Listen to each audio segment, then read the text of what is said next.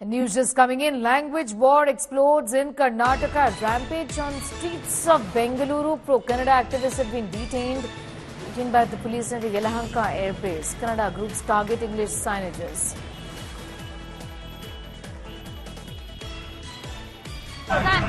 ಕರ್ನಾಟಕದಲ್ಲಿ ವ್ಯಾಪಾರ ಮಾಡುವ ಎಲ್ಲ ಮಾಳಿಗೆಗಳಲ್ಲಿ ಕಡ್ಡಾಯವಾಗಿ ಕನ್ನಡದ ನಾಮಫಲಕ ಹಾಕಬೇಕು, ಕನ್ನಡವನ್ನ ಬಳಸಬೇಕು. ಕನ್ನಡ ಬಳಸಲಿಲ್ಲ ಅಂದ್ರೆ ಕರ್ನಾಟಕದಲ್ಲಿ ಇರಕ್ಕೆ ಬಿಡಲ್ಲ.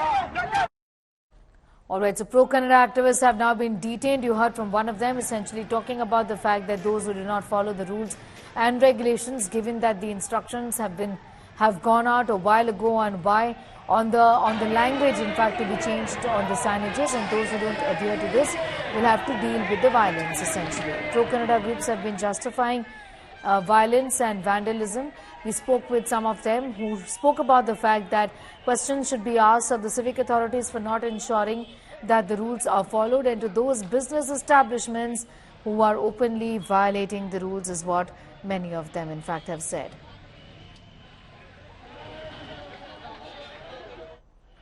Many pro-Kannada activists have been detained by the police, and these are pictures, in fact, coming in from the Yelahanka air base.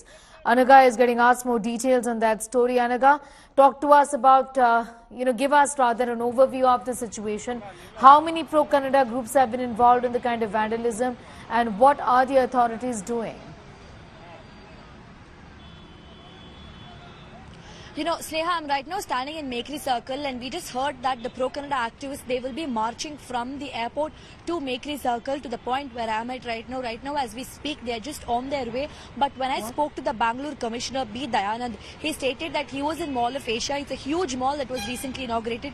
He was there to take stock of the security situation, and post this vandalism, the security has been beefed up across Bangalore. I was in Church Street just a while back to check if police people are there. Yes, they were all there. There was a police van, and here also just behind me there is a police van in Mekri Circle also, because the Karnataka Rakshana Vedike people, they gave out an alarm bell saying that yes, we are marching to Mekri Circle. So Dayanand also informed us, in all the prime areas of Bangalore security, there will be a police vehicle patrolling to ensure that the commercial establishments are not harmed or hampered with. When we were in Laval Road, we saw how the vendors, they were heckled with, their shops were brought down, the shop signage boards were brought down, and even a lot of the DCPs around, they have been instructed to take extra precaution and extra care to ensure that this does not repeat again. But remember, just a week before, even in Chickpete, the people of Karnataka Rakshana Vedike had taken law into their own hands, and they had physically heckled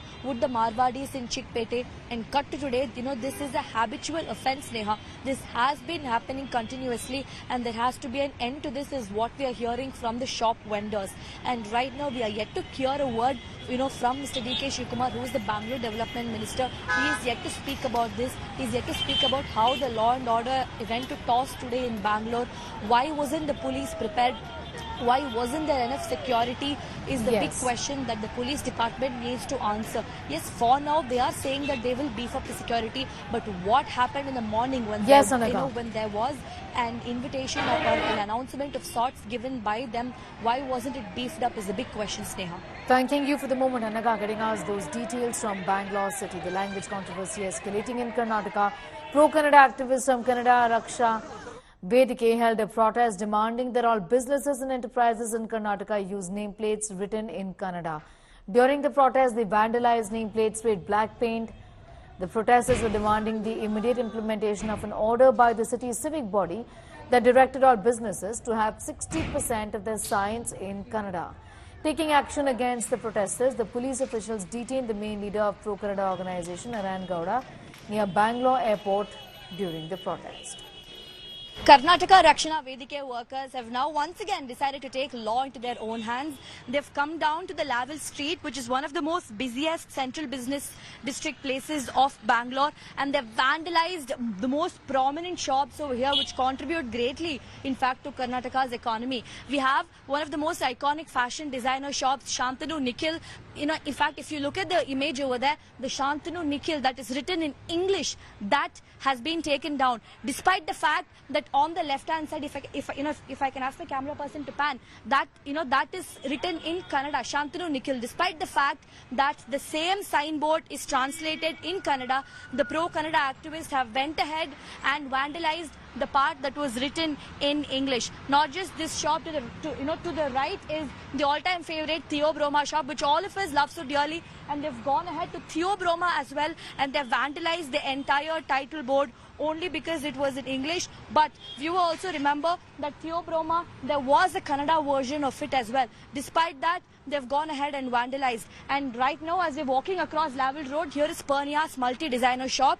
This is basically a fashion designer shop. Outside the gate, you have two boards. Pernia's pop-up studio, completely written in Kannada. Despite that, they have gone ahead and they vandalized the board where English was there. That was Pernia's pop-up studio. Only half of it is there.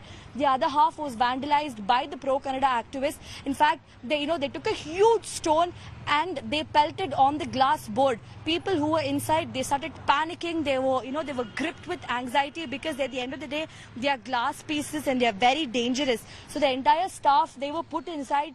But the Karnataka Rakshana Vedike workers, they came here and they vandalized this place. In fact, when we came in here, there were glass pieces all around. Later, the staff from inside, they came here and they've cleaned this up. Despite the fact that there is a Kannada board here, the workers have gone against the law and they've vandalized the boards of these shops. Well, the main question is, when all of this was happening, where were the cops? What was the security situation?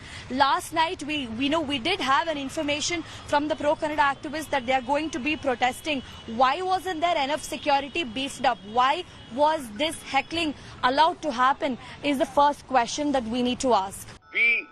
I think respecting the local language is very important. Yes. If they have signboards saying that Kannada and English should be there, it is fine. It's okay. We should comply. And I would suggest anybody staying in Bangalore should learn to speak in Kannada too. The reason is, if you go to Bengal, learn Bengali. If you go to Tamil Nadu, learn Tamil. You go to France, learn French. You go to German, learn German if you want to live there. I think it is necessary for everybody to respect the local language, local culture. Right, but this kind of vandalism, sir, that's panning out in vandalism Bengaluru. is not okay. Government must come down with a heavy hand on vandalism, and this vandalism is what is hurting brand Bangalore. Okay? Now, when it's not about the rule. It's not about the rule for Kannada. I think they should comply. But vandalism is not okay.